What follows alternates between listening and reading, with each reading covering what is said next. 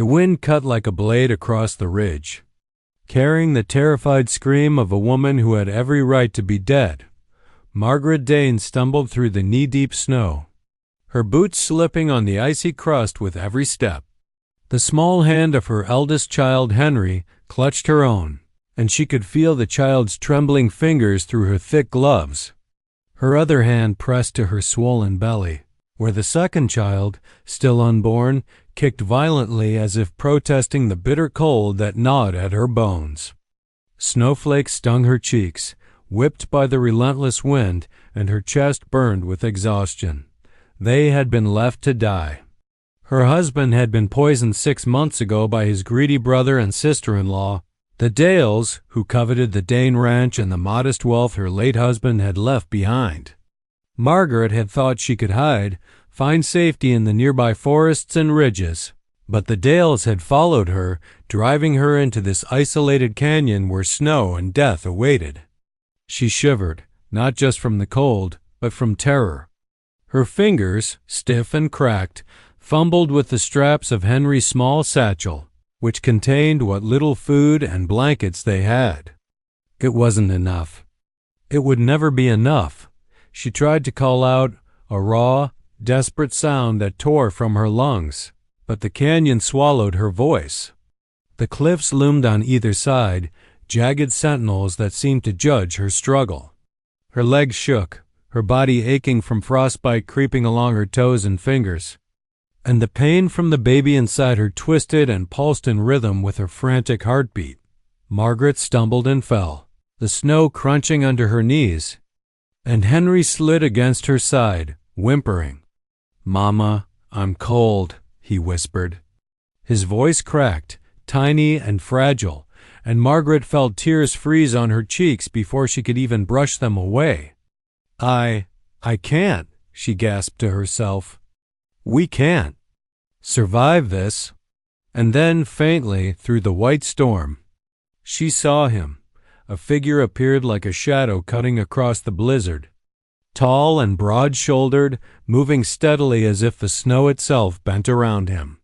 His long black hair whipped in the wind, braided in strands, decorated with small pieces of tribal jewelry that glittered faintly even in the pale, gray light. He wore a long coat, thick and patched from years of use, boots caked in mud and snow. Every step was precise, deliberate, almost otherworldly, and yet undeniably human. Margaret froze. Was it a hallucination? Some ghost sent to torment her in her misery? But the figure kept coming, unhurried, eyes fixed on her as though he had been expecting her. There was no fear in his gaze, no rush, only calculation, and something deeper she could not name. "Stay there." She screamed, her voice hoarse from the cold. Her words were nearly carried away by the howling wind. The figure paused, his head tilted slightly, dark eyes locking on hers. Then, as if deciding she was worth saving, he descended the ridge toward her, moving with a grace that belied the treacherous terrain. The snow cracked and slid under his boots, but he did not stumble. He came closer until she could see the sharp lines of his face, the stubble, the high cheekbones, and the strength in his arms that looked capable of carrying her and her child through any storm. Margaret felt a strange mix of fear and hope. Could she trust him? Could she survive long enough to find out? Her lips cracked as she smiled weakly, barely audible. "Help? Please," she whispered. Finally, the man reached her. Without hesitation, he extended a gloved hand. She grasped it, surprised by the warmth radiating from him, warmth that seemed almost magical in the merciless cold. He nodded once, a small gesture of understanding. "You're coming with me," he said.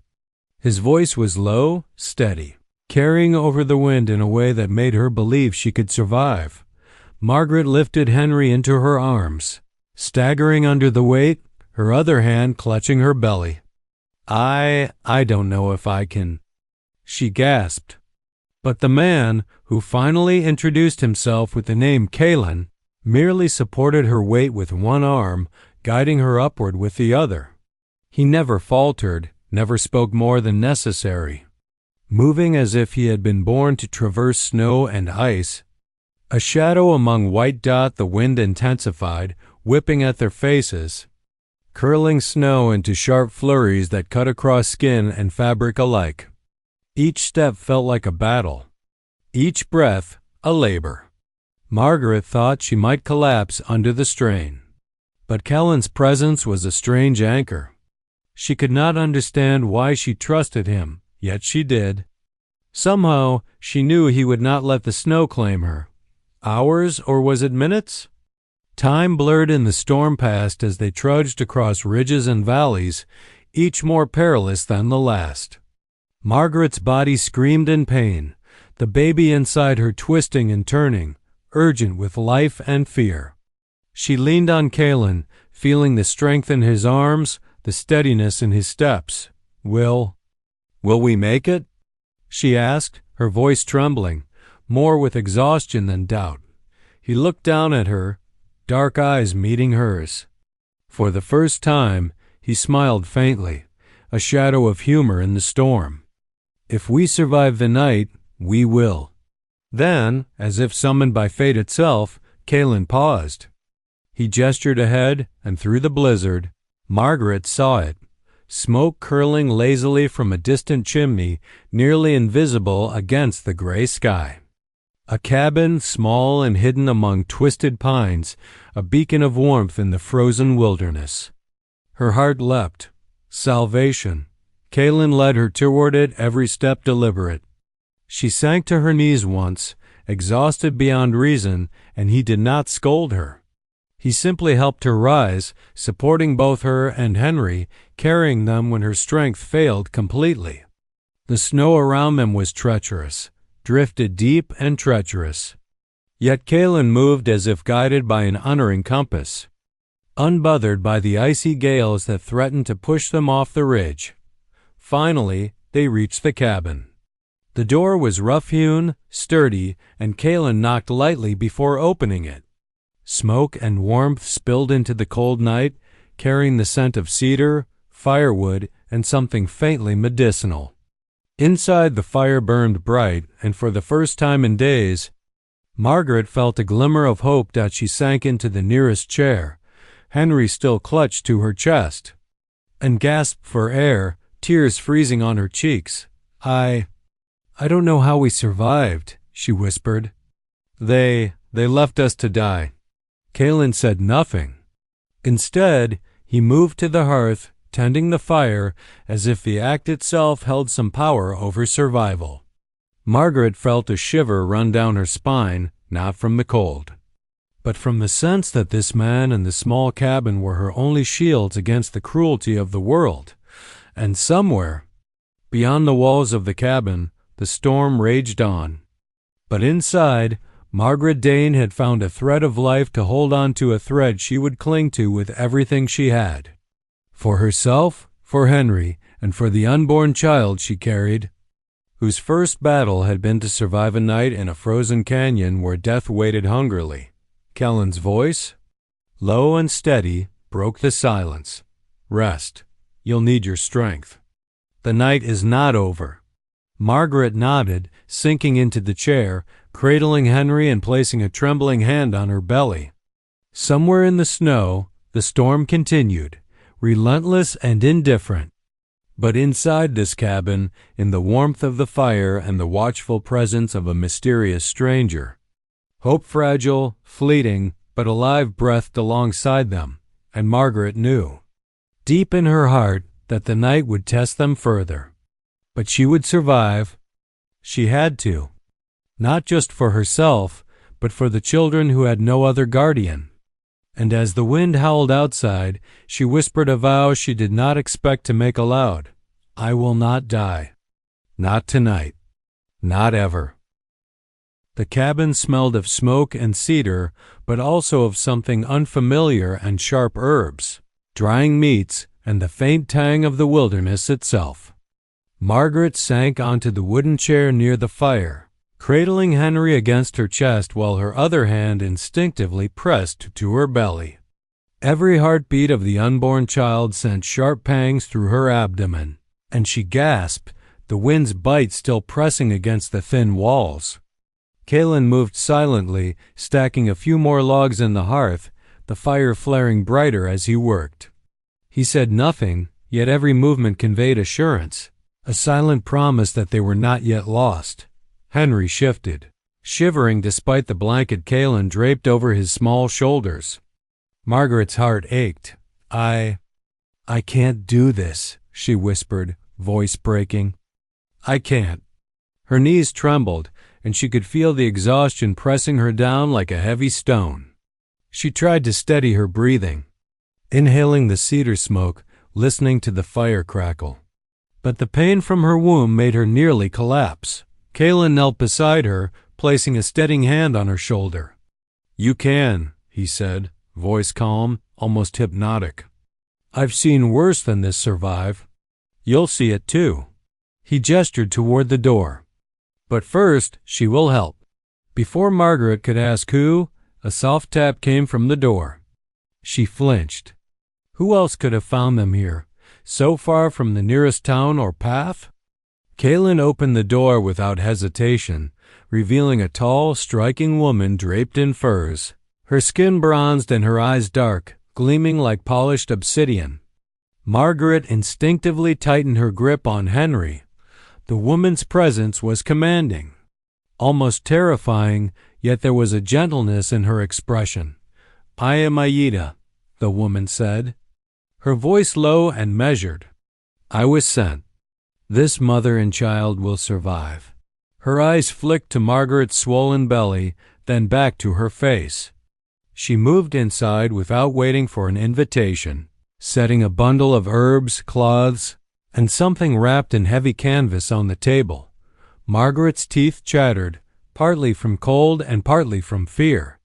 I don't know how to," she stammered. Her breath came in shallow gasps as another sharp contraction seized her. She screamed, her voice raw and urgent, echoing in the small cabin. The baby inside twisted violently, making her cry out again.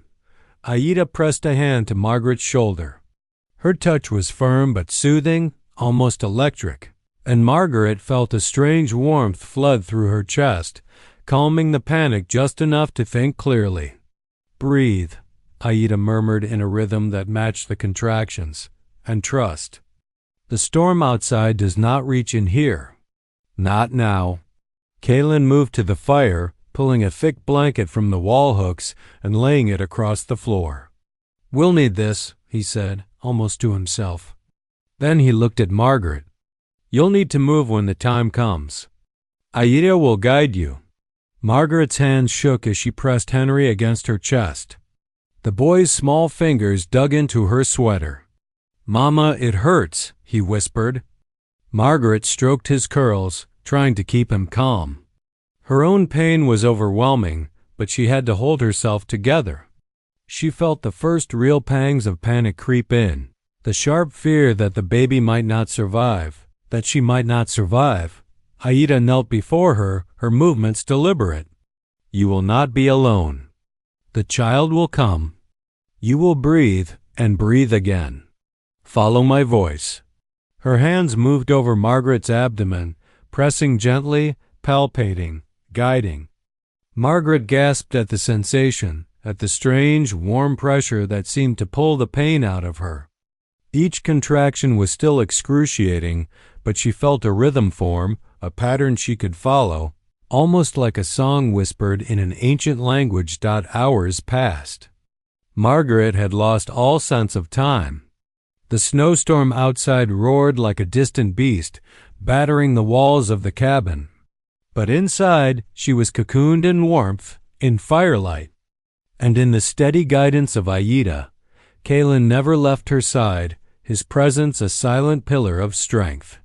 He adjusted blankets, fetched water, and whispered instructions for breathing and positioning. Every now and then, he would glance at Henry, ensuring the boy was fed, warm, and distracted with a small wooden toy he had carved. Finally, as the storm outside reached its peak, a cry thin, piercing, perfect, cut through the haze of fear. Margaret felt a mixture of relief and disbelief as Ayita wrapped the newborn in a thick blanket and handed the baby to her. She held him to her chest, tears freezing on her cheeks, while Henry pressed close, eyes wide. "He's alive," she whispered, voice trembling with joy and exhaustion. We made it." Kaelen's hand rested briefly on the back of her chair, a silent acknowledgement, before he moved to check the fire. "You did well," he said quietly. "You and your children are alive. That is all that matters." Ayita remained kneeling, her eyes dark and unreadable as she muttered words in her language. Margaret didn't understand the words, but she felt their effect. The baby's tiny fists relaxed, his whimpers subsided, and a sense of calm settled over the room as if the storm outside were no longer a threat. Margaret pressed her cheek against her newborn's head. What do I call him?" she asked softly, tears brimming. "Eli," Ayita said, as if the name had been decided long before. "Strength, hope, and survival." Margaret repeated it, letting the name roll over her tongue. Eli.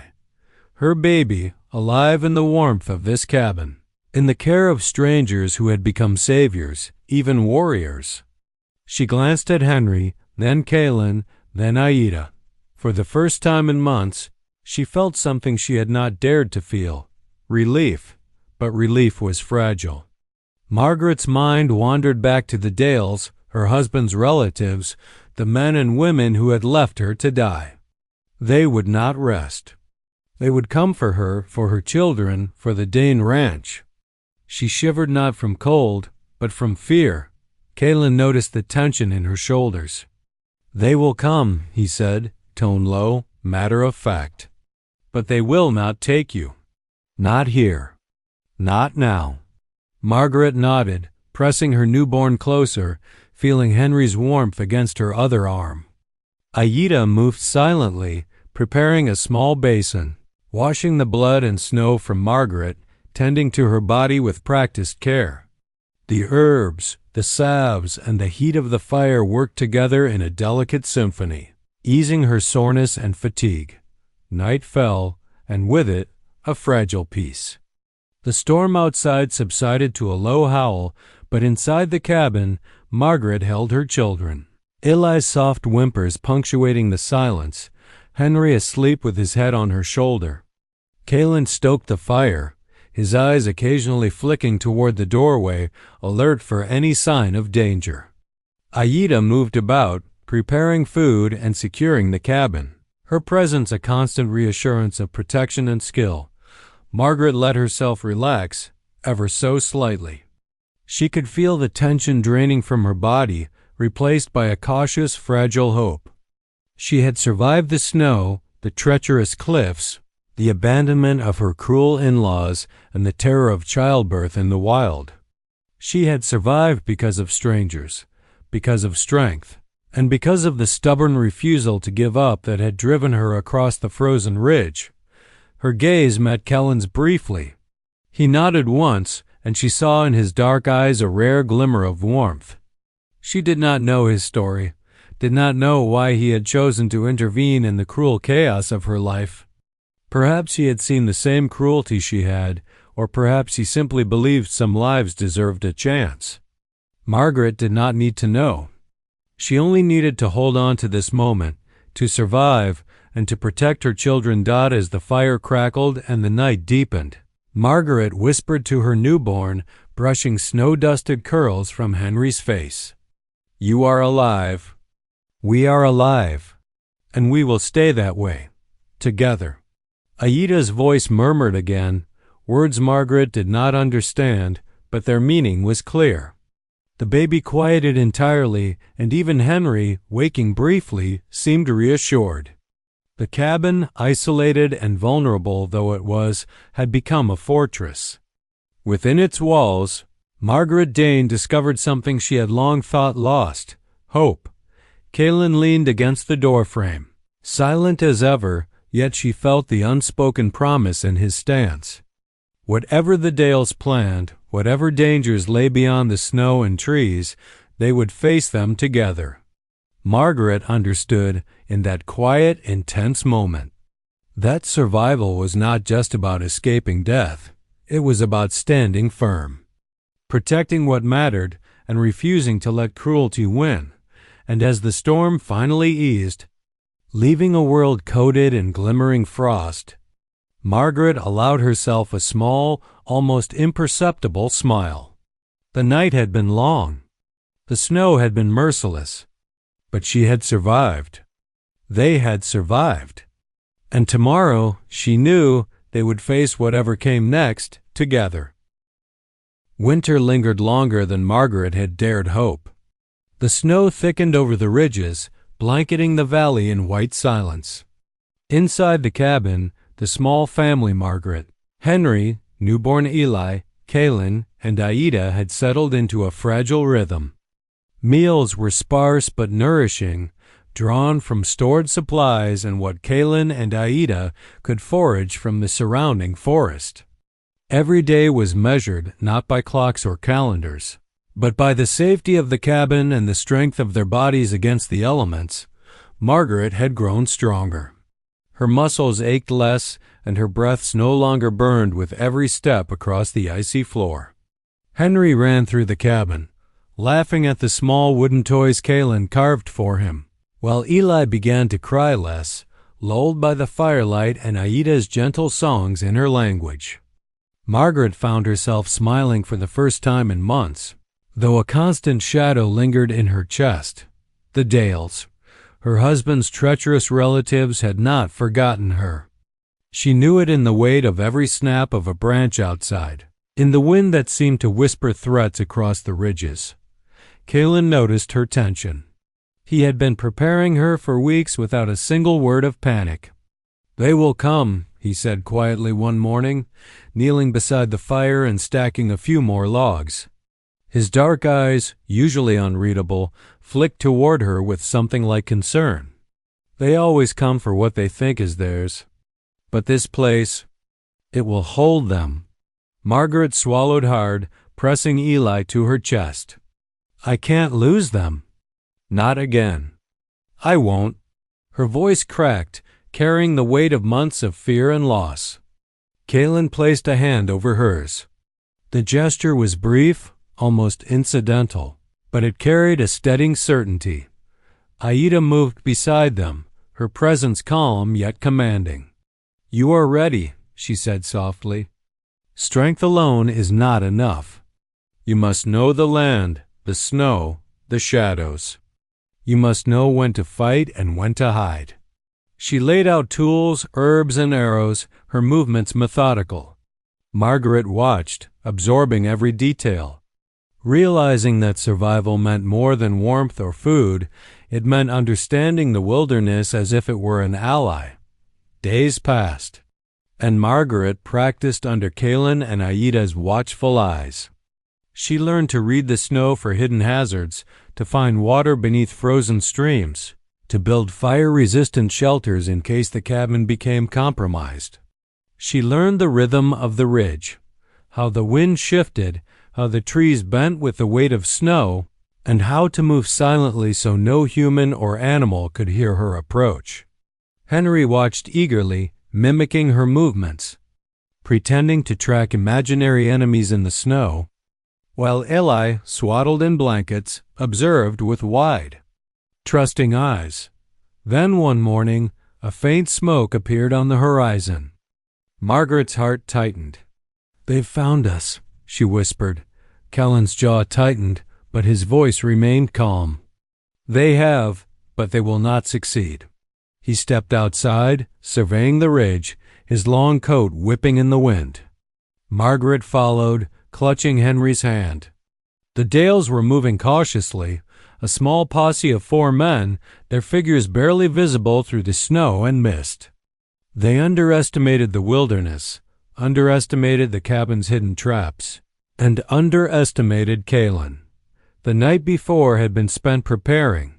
Kaelen had instructed Margaret to keep the children inside while he and Ayita arranged defenses. Pits concealed beneath snow, tripwires strung with small bells, sharpened stakes hidden under branches. Margaret's stomach twisted with nerves, but she obeyed, following Kaelen's orders as if her life depended on them, because it did. When the Dales arrived at dawn, the first arrow struck a tree, pinning a note, "Leave or perish."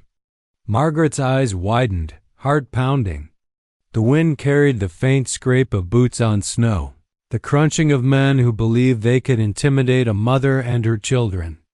Kaelen's voice rang out from behind the cabin, commanding, steady, unyielding. "Turn back now. Leave while you can." Randall Dale, her brother-in-law, sneered, his face red from cold and fury.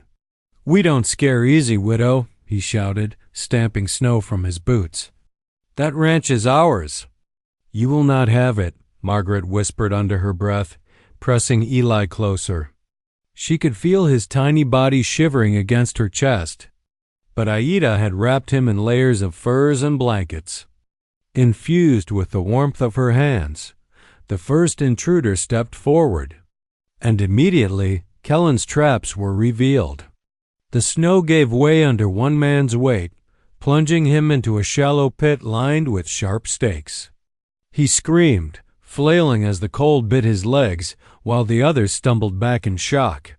Margaret's stomach tightened, not with fear this time, but with the thrill of survival.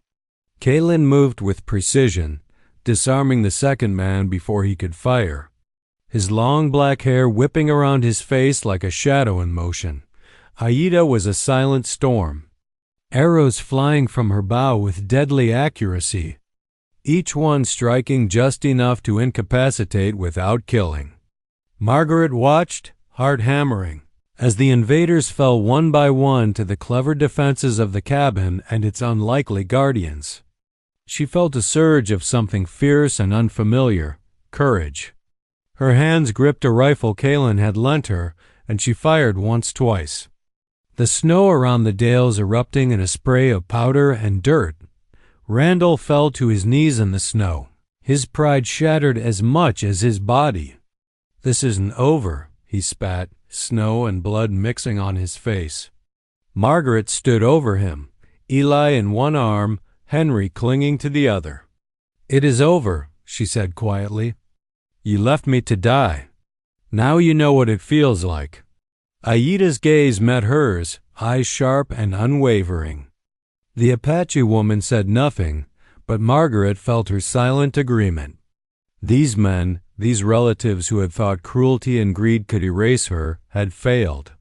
Kaelen approached, towering and calm, and rested a hand briefly on her shoulder, his dark eyes surveying the remnants of the attack. The Dales retreated, dragging their wounded and humiliated pride through the snow. Margaret watched until the last figure disappeared into the mist. The ridge was quiet again, the only sound the crackling of the fire inside the cabin and Henry's small, nervous laughter as he tried to imitate Kaelen's movements. Pretending to be a warrior himself, Margaret sank onto the floor, Eli still wrapped tightly against her chest. Her body ached, not from labor or snow, but from adrenaline and tension. She looked at Kaelen and Ayita, her lips trembling with gratitude. I don't know how to thank you," she whispered. "You survived," Kaelen said simply, his voice calm but resonant. "That is thanks enough." Ayita added nothing, only smoothing Eli's blanket, her dark eyes scanning the horizon with careful watchfulness. Margaret realized that these two, this man and this woman, were more than protectors. They were guardians, warriors who had stepped from legend into her life. She pressed Henry close, feeling the warmth of both children and the weight of survival settle over her as night fell. The cabin filled with quiet, exhausted relief. Kaelen stoked the fire, ensuring it burned bright enough to ward off the cold, while Ayita prepared a small meal. Dried meat, roots, and herbs boiled into a warming broth. Margaret fed the children, her hands steady now despite fatigue. For the first time since her husband's death, she felt the fragile sense of safety, but she also knew the Dales would not stop. They were prideful, cruel, and relentless. Yet now, Margaret felt something she had not known in months: confidence. She had survived snow, abandonment, childbirth, and now an attack. She had Kaelen and Ayita, each a formidable presence, and the children alive, resilient, and unbroken. Margaret allowed herself a small, cautious smile as she tucked Henry into a blanket near the fire, Eli swaddled and quiet in her arms. "We did it," she whispered. "We really did it." Kaelen sat nearby, his long hair catching the firelight, his dark eyes never leaving the doorway. Margaret met his gaze and felt the unspoken promise there. Whatever dangers came, they would face them together. Ayita moved silently, preparing herbs and keeping watch, her presence both intimidating and comforting. Margaret realized that the cabin was no longer just a refuge, it was a fortress. And they were a family forged by snow, survival, and trust. As the first stars of night appeared through gaps in the cabin roof, Margaret felt her shoulders relax for the first time in weeks. The ridge was silent again, but she knew it was a temporary peace. The snow, the cold, and the Dale's greed would return. Yet she would be ready. She had learned the ways of the land, the strength in her own body, and the courage that came from protecting those she loved. Holding Eli close, watching Henry curl against her side, Margaret whispered into the firelight, "No one will take you from me. Not them. Not anyone." Kaelen's hand brushed briefly against her back, a silent acknowledgement. Ayita hummed softly, her words unintelligible but comforting. Outside, the wind whistled through the trees, but inside, Margaret felt the warmth of fire, survival, and family. Against all odds, she had endured. And she would endure again. Winter had tested them, but the ridge and the cabin had held. And now, with Kaelen and Ayita at her side, Margaret knew that whatever storm, snow, greed, or betrayal lay ahead, they would face them together and survive. Spring came slowly to the ridge, melting the snow into silver streams and revealing the hidden curves of the valley beneath. The air smelled of thawing earth, pine, and the faint tang of wildflowers. And for the first time in months, Margaret Dane breathed deeply without the icy sting of winter burning her lungs. The cabin, once a refuge from storm and cruelty, had become home. Henry ran barefoot across the thawing ground, his laughter ringing like bells as he chased a small rabbit that darted through the newly exposed underbrush. Eli lay swaddled in blankets near the fire, cooing softly. And Margaret felt a warmth in her chest she had thought lost forever. Kaelen leaned against the doorway, long black hair falling across his shoulders, arms crossed, his dark eyes scanning the ridge as if he could read every shadow. His coat was worn and patched, but the weight of it seemed less imposing now, as if his presence alone was enough to guard them from whatever dangers lingered. Ayita moved about the cabin with quiet authority, tending herbs and preparing simple meals, her obsidian eyes alert to any sign of trouble, yet her movements smooth and reassuring. Together they had become more than protectors, they were guardians, family, and the pillars of Margaret's survival. Margaret knelt beside Eli, brushing a curl from his forehead, and felt a surge of gratitude so profound it brought tears to her eyes. "We survived," she whispered, her voice trembling. "We truly survived." Henry came running, breathless, hands dusted with soil and snowmelt. "Mama, look! I found flowers for Eli." He held out a small bundle of wild blooms, bright against the melting snow.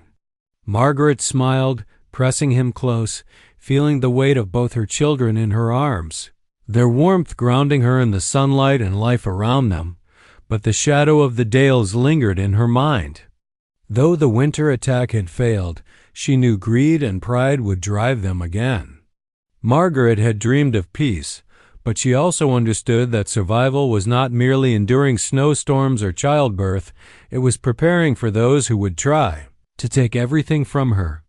Kaelen noticed her tension and came to stand beside her, placing a hand lightly on her shoulder. "They may return," he said, calm and deliberate. "But we are ready." Margaret nodded, her hands tightening around Ally. "I've learned more than I ever imagined. The snow, the land. Even fear teaches you how to fight." Kaelen's lips pressed into a thin line, as if he agreed without words.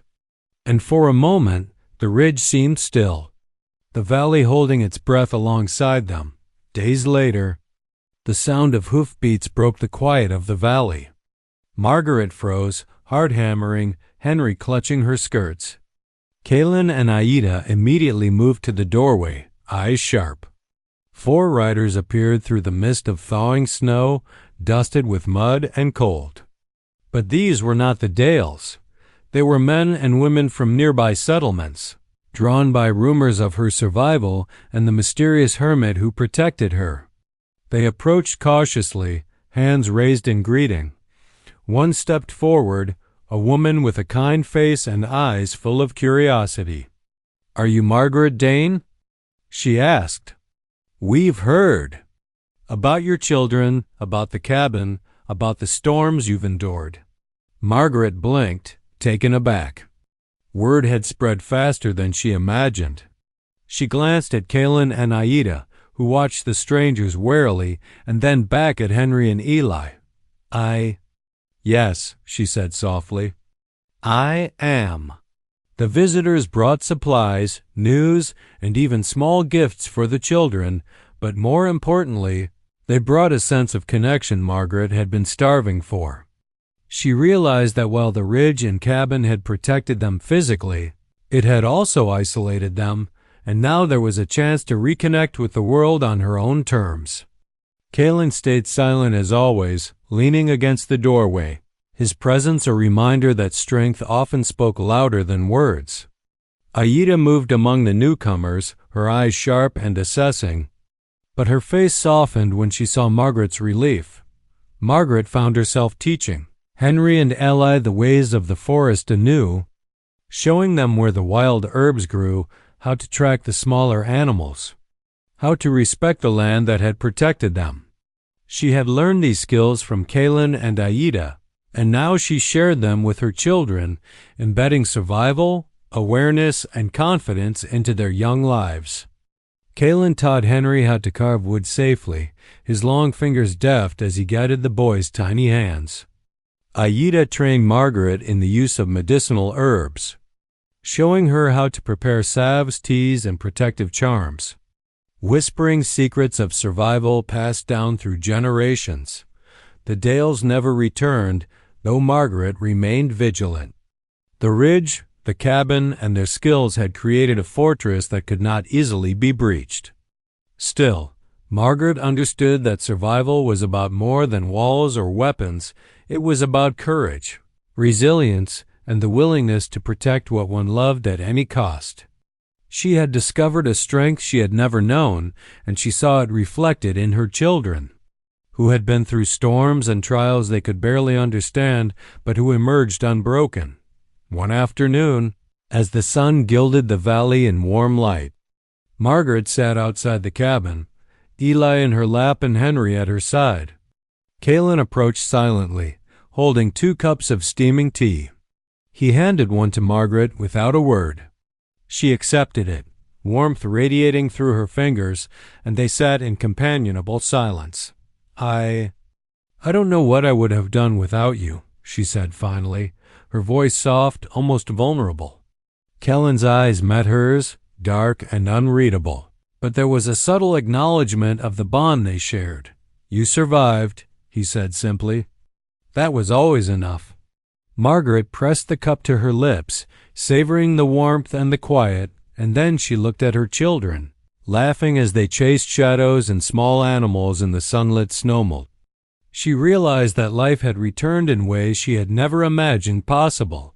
Laughter, hope, and the small miracles of survival.